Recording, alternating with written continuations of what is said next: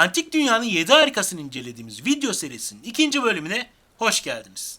Bu bölümde konumuz gene Keops piramidi. İlk videoda piramidi yaptıran firavuna, dönemin şartlarına ve piramidin teknik detaylarına bakmıştık. Bu bölümde Keops piramidinin içine gireceğiz.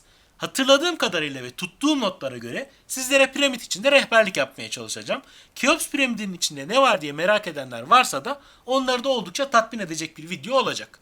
Merak etmeyenler de varsa onlar için de şunu söyleyebilirim. Piramidin içi son derece ilginç. Mezar odaları var, tüneller var, dehlizler var ve ne işe yaradığını bilmediğimiz kanallar var. Aslında biraz da korkunç bir yer. Sonuçta bir mezarın içine giriyorsunuz. Kapalı alan korkusu olanların kesinlikle girmemesi gereken yerlerden birisi Keops piramidi. Çünkü ilk başlarda bir sıkıntı yok. Yani normal bir tünelden geçerek piramide giriyorsunuz ama dehlizlere girdiğiniz andan itibaren daracık koridorlardan geçmeniz gerekiyor. Işıklandırma yetersiz ve içi oldukça karanlık. Ve bunaldığınız anda da çıkabileceğiniz bir yer değil. Zaten ne demek istediğimi videoyu izledikçe daha iyi anlayacaksınız. Piramidin içi oldukça ilginç bir yer. Şimdi yavaş yavaş piramidin içinde neler var onlara bakmaya başlayalım. Gitmek isteyenler varsa onlara da güzel bir ön hazırlık olacak bu video. O yüzden elimden geldiğince detaylı anlatmaya çalışacağım. Gize'ye giderseniz bugün her yerde olduğu gibi bilet almanız lazım. Bütün vadiyi kapsayan bir genel bilet alabilirsiniz. Daha ucuz oluyor. Bunun benzerleri mesela İstanbul'da da var. Ya da vaktiniz yoksa sadece görmek istediğiniz yapılara ya da müzelere girmek için de tek tek bilet alabilirsiniz. Mesela Keops piramidine giriş ücreti 200 Mısır poundu. O da aşağı yukarı bizim paramıza göre ki kur bu aralar çok oynak 60 ila 65 Türk lirası falan ediyor. Ama öğrenciyseniz bu ücret yarı yarıya düşüyor. Bu indirim diğer bütün müzelerde ve yapılarda da geçerli. Biletinizi aldınız ve Keops piramidinin önüne geldiniz. Piramidin önüne geldiğiniz zaman piramidin iki tane girişi olduğunu görüyorsunuz. Bunlardan birisi orijinal giriş, diğeri ise korsan giriş. Korsan derken bunu bir şeyin ikamesi gibi düşünün. Vakti zamanında kireç taşları oyularak alternatif bir giriş açılmış. Onun öyküsüne de kısaca değineyim. Bence son derece ilginç. Zaten söz konusu Keops piramidi olunca geçtiğiniz alelade bir tünel bile son derece ilginç bir geçmişe sahip olabiliyor. O da şöyle. 9. yüzyıla gitmemiz lazım. 9. yüzyılda tam da İslam Rönesansı'nın meyvelerini vermeye başladığı dönemde. Yani Müslüman bilim adamlarının özellikle tıp, astronomi, felsefe ve fizik gibi alanlarda çığır açtığı dönemden bahsediyorum. İşte o dönemde Abbas halifesi Harun Reşit'in oğlu El-Memun var. Ki Harun Reşit de son derece ünlü bir halifedir. El-Memun daha sonra Abbas halifeliği yapacak fakat öncesinde kısa bir sürede olsa Kahire valiliği yapıyor. El-Memun'un kişiliğine bakarsak oldukça meraklı bir adam ve bilimin önemine de inanmış birisi. Halifelik yaptığı döneme baktığımızda gerçekten önemli işler yaptığını da görüyoruz. Örneğin Bağdat'ta ve Şam'da rasathaneler kurdurmuş. Beytülikme'ye yani bir nevi üniversite diyebiliriz. Dünyanın çeşitli yerlerinden ki mesela Yunanistan, İran, Çin, Mısır, Hindistan gibi ülkelerden dönemin alimlerini toplamış ve maaşa bağlayarak adamların gelecek kaygıları olmadan bilimsel faaliyetler yapmalarını sağlamış. Yunanca ve Latince kitaplar gene El-Memun döneminde Arapçaya çevrilmiş. Bağdat onun döneminde dünyanın bilim merkezi olmuş. İşte böyle bir adam El-Memun ve gençliğinde de Kahire valisi. Gördüğünüz gibi oldukça meraklı birisi ve bu meraklı kişiliğinden dolayı çevresiyle ilgileniyor. Dolayısıyla piramitleri incelemeye başlıyor. Çünkü o dönemde bu üç büyük piramidin kapılarının nerede olduğu ya da içlerinde neler olduğu bilinmiyor. Piramitler uzun uzun inceleniyor fakat kapıları bulunamıyor. Bunun üzerine piramidin kuzey cephesinde El-Memun bir nokta belirliyor ve askerlerini belirlediği noktadan tünel açtırıyor. Yani piramidin içine girmeye çalışıyor. Askerler kireç taşı blokları oya oya ilerliyorlar. Bir dehliz bulana kadar günlerce kazıyorlar ve gerçekten de piramit içerisindeki odaları birbirine bağlayan dehlizlerden birisine ulaşıyorlar. Yani piramidin içine girmeyi başarıyorlar. Unutmayalım tüm bunlar 9. yüzyılda oluyor. El-Memun ve askerleri tarafından açılan tünel bugün hala duruyor ve bu tünele El-Memun geçidi deniyor. Aslında çok da hatalı bir giriş yapmamışlar. Yani giriş yapılacak yeri ya da kapının olduğu yeri çok iyi analiz etmiş El-Memun. Çünkü piramidin esas girişi askerler tarafından açılan tünelin biraz üstünde yer alıyor. Tabi piramidin içine bu kadar uğraştan sonra giren El-Memun boş durur mu? Tabii ki durmamış. Kazı ve araştırma faaliyetlerine piramit içinde de devam etmiş. O daracık ve karanlık dehlizlerde günlerce araştırmalar yapılmış ve piramidin altında yer alan mezar odasına, kraliçenin mezar odasına En sonunda da Firavun Kufu'nun mezar odasına ulaşılmış. Fakat ilginçtir, buldukları 3 mezar odasının da bomboş olduğunu görmüşler. Burada eminim dinlerken şu anda sizin de aklınıza bazı sorular gelmiştir. El Memun ve askerlerinin mezar odasına girdiği günden günümüze kadar cevabını hala veremediğimiz sorular var. O sorulardan bazıları şunlar. O mezar odaları gerçekten boş muydu? Yani piramit yapılmış ama boş mu bırakılmıştı? Yoksa çok daha önce Roma ve Bizans dönemlerinde, hatta Helenistik dönemde, hatta daha öncesinde Mısırlılar tarafından idare edilirken piramit soygun mu yedi? Ya da Kufu'nun mezarı hala piramidin içerisinde bir yerde mi? Bu gibi soruların cevaplarını hala bilmiyoruz. Bugün Gize'ye gittiğiniz takdirde piramide görmüş olduğunuz kapıdan giriş yapıyorsunuz. Eskiden piramit kapısında bekleyen rehberler varmış ve onlar sizi orijinal girişten geçirerek piramidin içine sokuyorlarmış. Ama günümüzde farklı bir kapıdan giriş yapıyorsunuz. Ayrıca eskiye göre bir değişiklik daha var. Artık günlük turist limiti var ve belirli sayıda insan piramitlere giriş yapabiliyor. Yani giderseniz planınızı ona göre yapın, piramitlere giremeyebilirsiniz. Yani son dakikaya bırakmamak lazım. O görmüş olduğunuz kapıdan geçtikten sonra piramide giriş yapıyorsunuz. Piramide girdikten sonra uzunca bir koridordan geçmeniz gerekiyor. Aslında bu koridor biraz önce bahsetmiş olduğum ki sırf bu yüzden anlattım o kadar uzun bir olayı. 9. yüzyılda El Memun ve askerleri tarafından açılan tünel. Oradan geçerek piramide giriş yapıyorsunuz. Bu kısım her ne kadar klostrofobik gibi görünse de ilerlemesi piramidin diğer bölümlerine nazaran oldukça rahat. Görmüş olduğunuz bu tünel sizi piramidin orijinal giriş dehlizine çıkartıyor. Fakat işler giriş dehlizine girdikten sonra biraz değişiyor. Normalde girdiğiniz dehlizden yani giriş dehlizinden direkt olarak ilerlerseniz Firavun'un ve kraliçenin mezar odalarına ulaşmanız gerek. Yani piramit tasarlandığında ve inşa edildiğinde kraliçenin ve Kufu'nun mumyaları o tünelden geçirilerek odalarına konmuşlar. Fakat piramit tamamlandıktan sonra Firavun'un mezar odasına giden koridor mükemmel bir mekanizma ile 3 devasa granit blok ile kapatılmış. O yüzden normal şartlar altında ilerleyebileceğiniz tek yol iniş dehlizi. Bu dehlizde tıpkı piramidin diğer dehlizleri gibi dar ve alçak. O yüzden de ilerlemesi son derece zor. Yani burada da gördüğünüz gibi iki büklüm zar zor ilerliyorsunuz bu dehlizlerde. Ayrıca burası piramit kapatıldıktan sonra ilerleyebileceğiniz tek yol. Mesela 9. yüzyılda El Memun ve 1798 yılında da Napolyon Bonaparte bu yolu kullanarak piramit içinde tur attı. Ama biz günümüzde piramit içinde turistler için açılan bir başka yolu kullanarak üst galeriye çıkıyoruz. Biz o açıdan daha şanslıyız onlara göre. Şimdi yukarı çıkmadan önce bir iniş dehlizini tamamlayalım. Oradan nerelere gidilebilir? İniş dehlizinden geçerek piramit aşağısında yer alan tamamlanmamış odaya ulaşırsınız. Normalde piramitlerdeki firavun mezarları tam da bu odalarda olur. Yani piramidin tam ortasında ve altında yer alan bu mezar odalarında olur. Ama bu mezar odası tamamlanmamış. Burada şöyle bir teori var.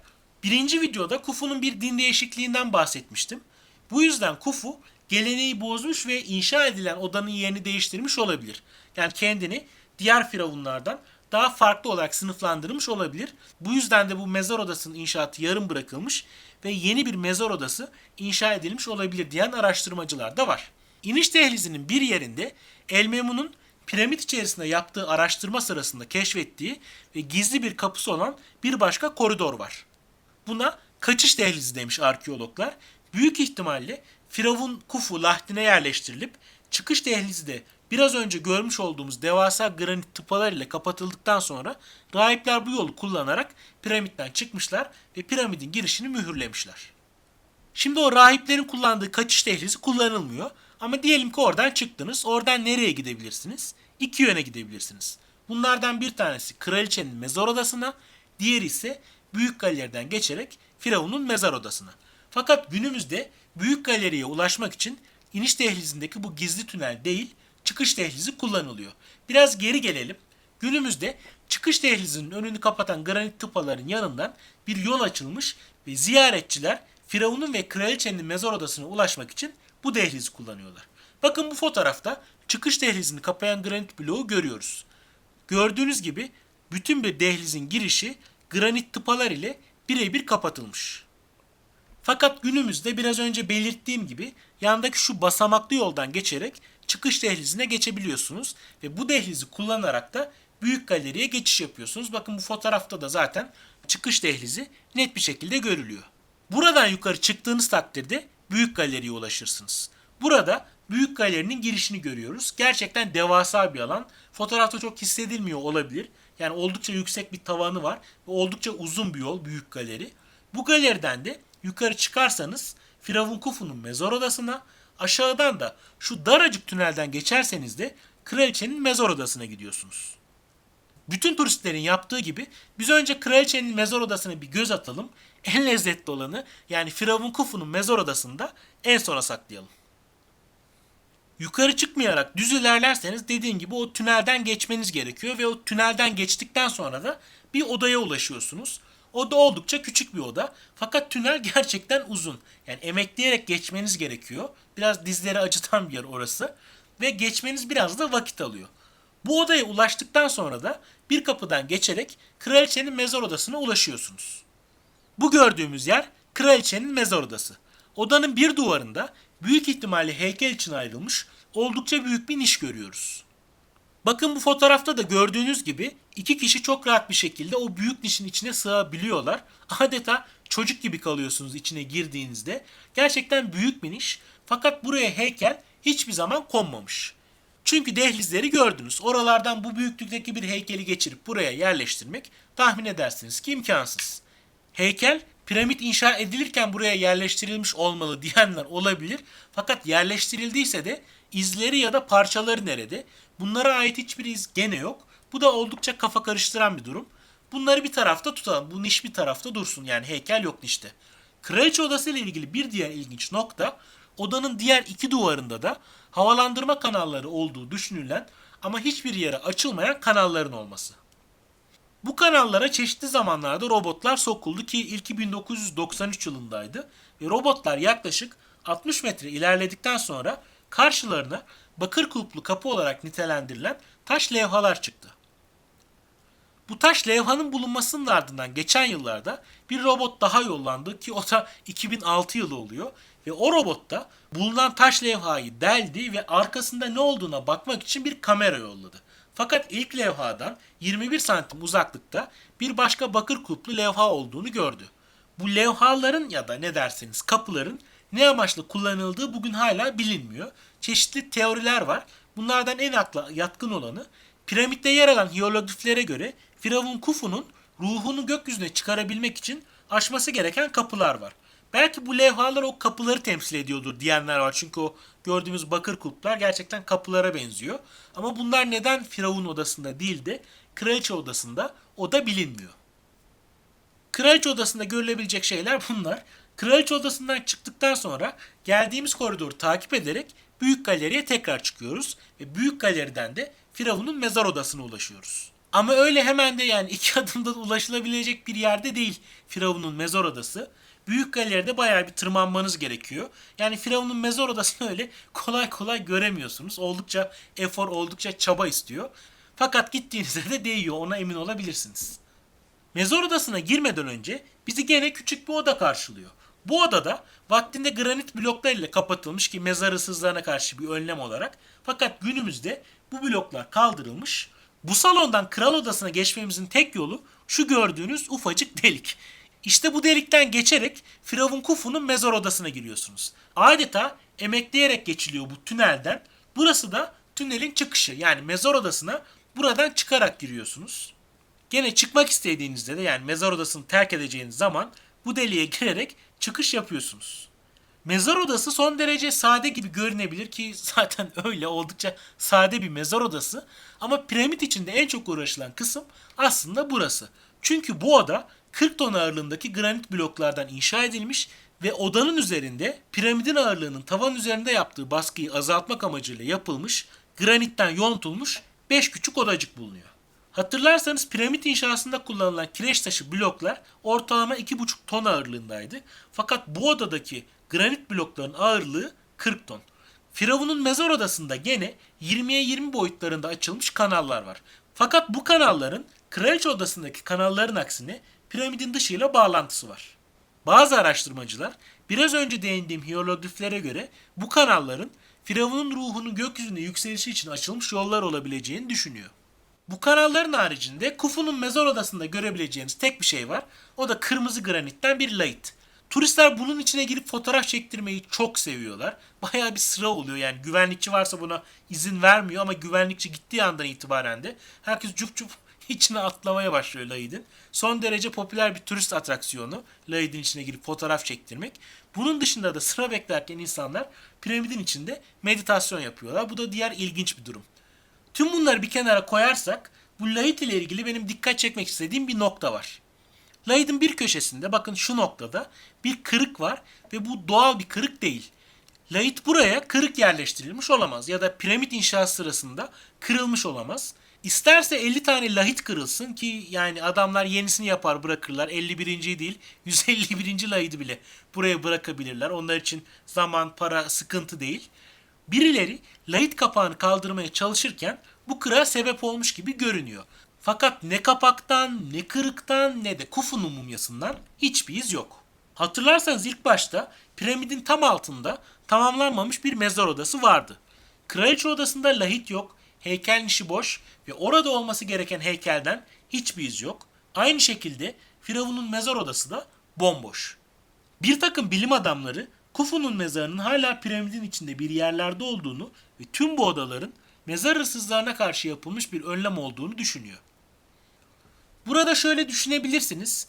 Günümüz teknolojisiyle biz neden hala piramitlerin içini tam olarak bilemiyoruz? İnsanoğlu Mars'ın artık yüzey yapısını incelemeye başladı, değil mi? Mesela geçtiğimiz günlerde InSight Mars'a iniş yaptı. Nasıl olur da bizler 4600 yıllık bir yapının sırlarını hala çözemiyoruz? Bu gibi sorular soranlar olabilir. Bence gayet de haklısınız. Ben kendi teorimi açıklayayım burada. Bence burada soru çözemiyor muyuz değil, çözmek mi istemiyoruz şeklinde sorulmalı. Birkaç yıl önce Mısır hükümeti piramitlerin içinde video çekimini yasakladı. Gene aynı şekilde robotlar ile piramitler içinde inceleme yapan bütün bilim ekipleri ülkeden çıkarıldı ve yeni başvurular çeşitli bahaneler bulunarak reddediliyor. Bence bunun ana sebebi gizemli olan şeylerin daha fazla prim yapıyor olması. Bugün Keops piramidi ile ilgili her şeyi biliyor olsaydık kimse komple teorilerine dayanarak filmler yapmaz, kitaplar yazmaz ya da ne bileyim seminerler düzenlemezdi. Bütün bu filmler, diziler ve kitaplar Mısır'a her yıl daha fazla insanın gelmesine sebep oluyor. Gizem perdesi aralanmadıkça insanlar kendi doğrularını bulmak ya da inandığı şeyleri görmek için Mısır'a gidiyor. Bundan hem film yapımcıları, yazarlar ve turizm şirketleri hem de Mısır kazanıyor. İşin ilginci, müşteriler de bundan gayet memnun. Yani pek çok insan bence Mısır'ın gizemlerinin çözülmesini istemiyor. Her iki tarafın da kazandığı bir döngü var burada. Bu tamamen şahsi fikrim. Biraz saçma oldu tabii. Biraz önce komple teorilerini eleştirip kendi komple teorimi size sunmam. Ama ben böyle olduğunu düşünüyorum. Sizler de bu konudaki fikirlerinizi yorumlarda belirtebilirsiniz. Bakalım ne gibi fikirler ortaya çıkacak. İşte antik dünyanın 7 harikasının en yaşlısı ve tek ayakta kalan olan Keops piramidi böyle. Umarım bir gün herkes, yani isteyen herkes tabii, orayı görür. Şahsen oraya tekrar gitmeyi ve sizlere oradan yaptığım çekimler ile piramidi anlatmayı çok isterim. Gerçi şu sıralar video çekimi yasak ama onu da aşmanın çeşitli yolları var. Yorumlarınızı ve videoyu beğendiyseniz beğenilerinizi bekliyorum. Video çok fazla uzamadan burada kısa kesiyorum. Bir sonraki videoda görüşmek üzere.